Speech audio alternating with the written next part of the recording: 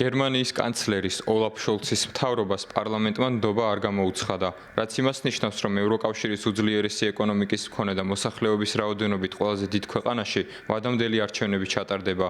ნდობის გამოცხადების პროცედურა პარლამენტში გუშინ 16 დეკემბერს გაიმართა.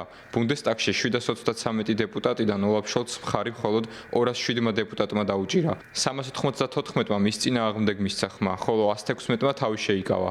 უმრავლესობისთვის საჭირო იყო 367 ხმა. ოლაფ შოლცის სამი პარტიისგან შემდგარი კოალიცია მას შემდეგ დაიშალა, რაც 6 ნოემბერს მან გაათავისუფლა ფინანსთა მინისტრი ქრისტიან ლინდნერი.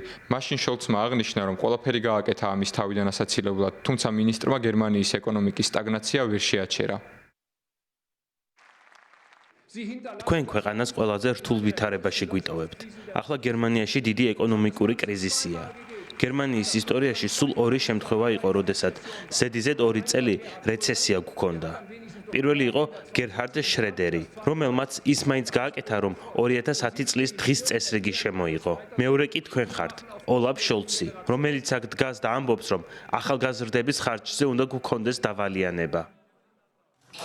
რამდენიმე პარტიის ლიდერები უკვე შეთანხმდნენ, რომ ვადამდელი საპარლამენტო არჩევნები 23 თებერვალს უნდა ჩატარდეს, 7 თვით ადრე, ვიდრე დაგეგმილი იყო. პროცესებს უხელმძღვანელებს გერმანიის პრეზიდენტი ფრანკ ვალტერ შტაინმაიერი, რომელიც დაითხოვს პარლამენტს და დანიშნავს ვადამდელ არჩევნებს. ამისთვის პრეზიდენტს 21 დღე აქვს და სავარაუდოდ განცხადებას შობის შემდეგ გააკეთებს.